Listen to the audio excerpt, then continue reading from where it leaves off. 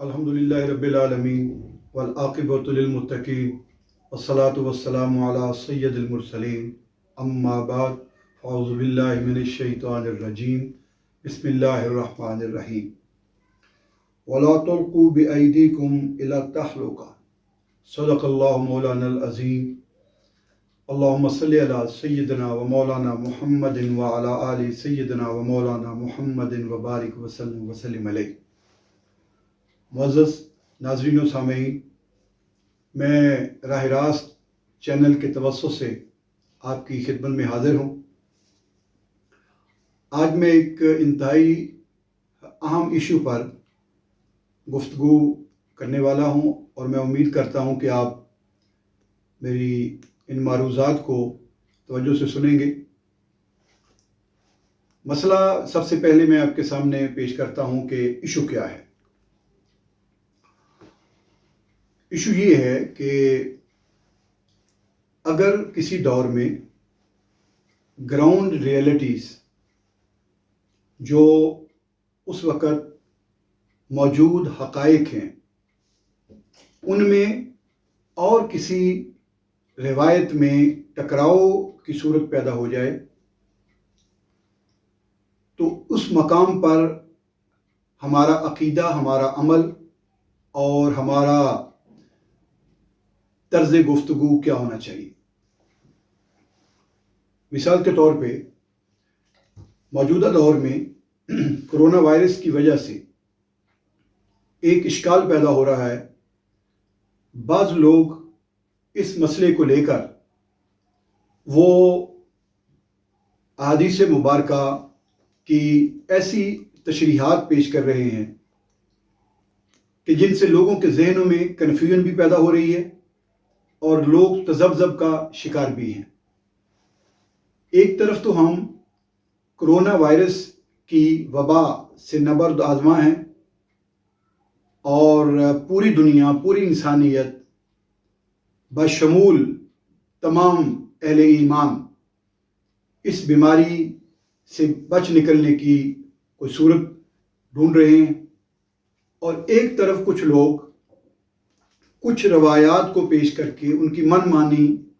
تشریح کر کے وہ لوگوں کی کنفیوژن میں مزید اضافہ کر رہے ہیں۔ تو میں نے یہ چاہا کہ ان تمام روایات کو اکٹھا کر کے ان کا ایک جائزہ لیا جائے اور پھر دیکھا جائے کہ مسئلے کا حل کیا ہے تاکہ لوگوں کو اس کنفیوژن سے نکالا جائے۔ معزز ناظرین و سامعین، یہ مسئلہ یوں ہے کہ آج کی جتنے سائنسی علوم ہیں، میڈیکل سائنس کا علم ہے، اس نے یہ ثابت کر دیا کہ متعدی وبا اور امراض موجود ہوتے ہیں اور یہ گراؤنڈ ریئلٹی ہے جو بے شمار مشاہدات اور تجربات کے بعد یہ حقیقت سامنے آئی۔ اس میں اہم پہلو یہ ہے کہ میڈیکل سائنس میں 1.5 ارب اس وقت دھرتی کے سینے پر جو مسلمان ہیں، جو کلمہ گو ہیں، ان میں بھی ڈاکٹرز موجود ہیں، میڈیکل سائنس سے ریلیٹڈ لوگ ان میں بھی موجود ہیں، لیبارٹریز میں بھی تجربات ہو رہے ہیں، اور وہ تمام مسلمان جو میڈیکل سائنس سے وابستہ ہیں ان کا بھی پوائنٹ آف ویو یہی ہے کہ متعدی وبا اور امراض موجود ہیں اور یہ ایک دوسرے کو لگتے بھی ہیں۔ اب یہ وہ بات ہے جو مشاہدے میں آ رہی ہے، یہ گراؤنڈ ریئلٹی ہے۔ اب دیکھنا یہ ہے کہ وہ احادیث مبارکہ جو متعدی امراض کے بارے میں محدثین نے جن کو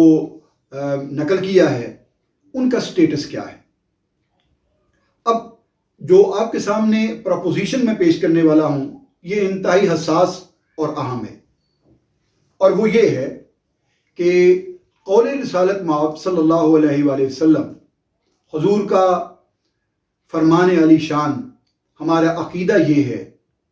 اور یہ ہمارے ایمان میں شامل ہے کہ وہ تا صبح قیامت، بعد از قیامت بھی آپ صلی اللہ علیہ وآلہ وسلم کا قول اور فرمان عالی شان یہ کبھی غلط ثابت نہیں ہو سکتا، یہ ہمیشہ حق رہے گا اور سچ رہے گا۔ اس کے بارے میں حضور نبی کریم علیہ الصلوۃ والسلام کے فرمان کے بارے میں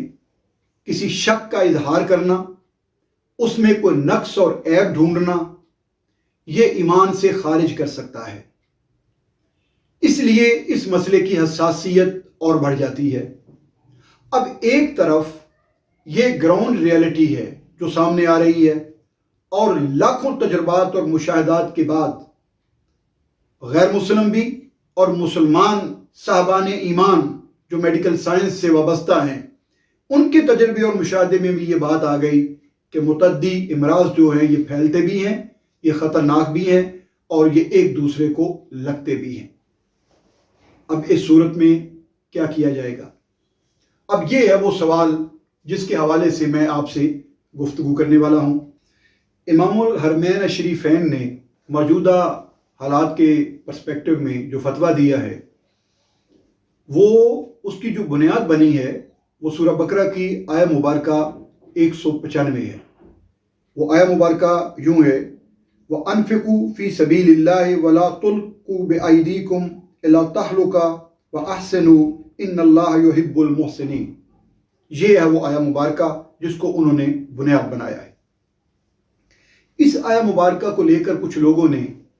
اس کی غلط تشریحات کر کے لوگوں کو مزید کنفیوژن میں ڈالا ہے۔ میں اس کے بارے میں زیادہ گفتگو نہیں کروں گا، بالاختصار اس کے بارے میں یہ عرض کروں گا کہ اس آیہ مبارکہ کنز الایمان کو کھولے، اعلیٰ حضرت اشاہ احمد رضا خان بریلوی قادری رحمۃ اللہ تعالیٰ علیہ کے ترجمے کو، اور ساتھ مولانا نعیم الدین مراد آبادی رحمۃ اللہ تعالیٰ علیہ کے حاشیے کو پڑھے، تو مسئلہ حل ہو جائے گا کہ ان بزرگوں نے اس صورتحال میں اپنا کیا نقطہ نظر پیش کیا ہے۔ مولانا نعیم الدین مراد آبادی رحمۃ اللہ تعالیٰ علیہ نے حاشیے میں یہ لکھا ہے کہ اس سے یہ مسئلہ بھی نکلتا ہے، اگرچہ یہ آیہ مبارکہ انفاق فی سبیل اللہ کے ریفرنس سے آ رہی ہے، اور یہ جو حکم ہے اس میں وَلَا تُلْقُوا بِأَيْدِيكُمْ، یہ انفاق فی سبیل اللہ کے حوالے سے ہے، لیکن علماء نے اس میں دیگر تفاسیر کے حوالے بھی دیے ہیں۔ مولانا نعیم الدین مراد آبادی رحمۃ اللہ تعالیٰ علیہ نے اپنے حاشیے میں، اور انہوں نے لکھا کہ اس سے مسئلہ یہ بھی نکلتا ہے کہ اپنے آپ کو ہلاکت میں نہ ڈالو، کہ اگر کوئی شخص بغیر ہتھیار کے میدان جنگ میں کود پڑتا ہے تو یہ ہلاکت ہے، اگر کوئی شخص زہر کھا لیتا ہے کسی توکل کے بھروسے پر تو یہ ہلاکت ہے، اسی طرح اگر کوئی شخص خودکشی کی کوشش کرتا ہے یہ بھی ہلاکت ہے۔ مجھے یہاں پر یاد آ گیا کہ حضرت علی شیر خدا رضی اللہ تعالیٰ عنہ کا ایک یہودی سے ڈائلاگ ہو گیا، تو یہودی نے کہا کہ آپ کو اللہ پر کتنا یقین ہے؟ تو مولا کائنات علیہ السلام نے فرمایا کہ تمہارے تصور سے بھی زیادہ۔ تو وہ کہنے لگا کہ اگر آپ کو اللہ کی ذات پر اتنا یقین اور توکل ہے تو آپ اس چھت سے نیچے چھلانگ لگا دیجیے۔ تو باب المدینۃ العلم نے کیا خوبصورت جواب فرمایا میں کون ہوتا ہوں اللہ کا امتحان لینے والا۔ اب یہ ایک جملہ ہے جس سے پوری تصویر واضح ہو جاتی ہے کہ ہم کوئی ایسا کام اللہ کو کے امتحان کے لیے نہ لیں کہ جس میں اپنے آپ کو ہلاکت میں ڈالیں، یہ سوچ کر کہ اللہ تعالیٰ ہمیں اس ہلاکت سے بچا لے گا۔ اسی ضمن میں وَلَا تُلْقُوا بِأَيْدِيكُمْ، یہ ہر مسئلے پر اس کا اطلاق ہوگا جہاں بھی ہم اپنے آپ کو ہلاکت میں ڈالنے کی کوشش کریں گے۔ سامعین محترم، اب میں آتا ہوں ان احادیث مبارکہ کے بارے میں جو اس حوالے سے پیش کی جاتی ہیں۔ یہ میرے سامنے صحیح بخاری شریف ہے، اس کا باب الطب میں 15 احادیث مبارکہ ایسی ہیں جو اس ایشو پر موجود ہیں، اور ان 15 احادیث مبارکہ میں سے 2 وہ ہیں جو نظر بد کے حوالے سے ہیں اور فال کے حوالے سے ہیں، لیکن 13 وہ احادیث مبارکہ ہیں کہ جو متعدی مرض کے حوالے سے ہیں۔ میں اب ایک مختصراً آپ کی خدمت میں یہ میں پیش کرتا جاتا ہوں۔ پہلی حدیث حضرت ابو ہریرہ رضی اللہ تعالیٰ عنہ سے مروی ہے، رسول اللہ صلی اللہ علیہ وآلہ وسلم نے فرمایا، چھوت لگنا، بدشگونی لینا، الو کا منحوس ہونا، ماہ سفر کا منحوس ہونا، یہ سب لغو خیالات ہیں۔ البتہ جزامی شخص سے ایسا بھاگنا جیسے شیر سے بھاگنا ہے۔ یہ جملہ قابل غور ہے سامعین محترم۔ اس حدیث مبارکہ کے اینڈ پہ میں ان سب کا خلاصہ پیش کرتا ہوں اور پھر نتیجہ نکالتا ہوں، لیکن پہلے میں ان سب کو آپ کے سامنے پیش کر دوں۔ اگلی حدیث مبارکہ ہے اسامہ بن زید رضی اللہ تعالیٰ عنہ سے مروی ہے کہ انہوں نے حضرت سعد بن ابی وقاص رضی اللہ تعالیٰ عنہ سے سنا کہ حضور نبی کریم علیہ الصلوۃ والسلام نے فرمایا، جب تم کسی ملک میں طاعون کی خبر سنو تو وہاں نہ جاؤ، اور جب تم اس ملک میں طاعون آئے جس میں تم ہو تو وہاں سے نکلو بھی نہ۔ معزز ناظرین، اس موضوع پر دو اور احادیث مبارکہ ہیں جو اسی متن اور اسی موضوع پر ہیں۔ معزز ناظرین و سامعین، میں اپنی آج کی گفتگو کو اس پر اکتفا کرتا ہوں۔ انشاءاللہ تعالیٰ اگلی نشست میں اس کے بقیہ جو دلائل ہیں اور میرا اپنا پوائنٹ آف ویو ہے وہ میں آپ کے سامنے پیش کروں گا۔ وآخر دعوانا الحمدللہ رب العالمین۔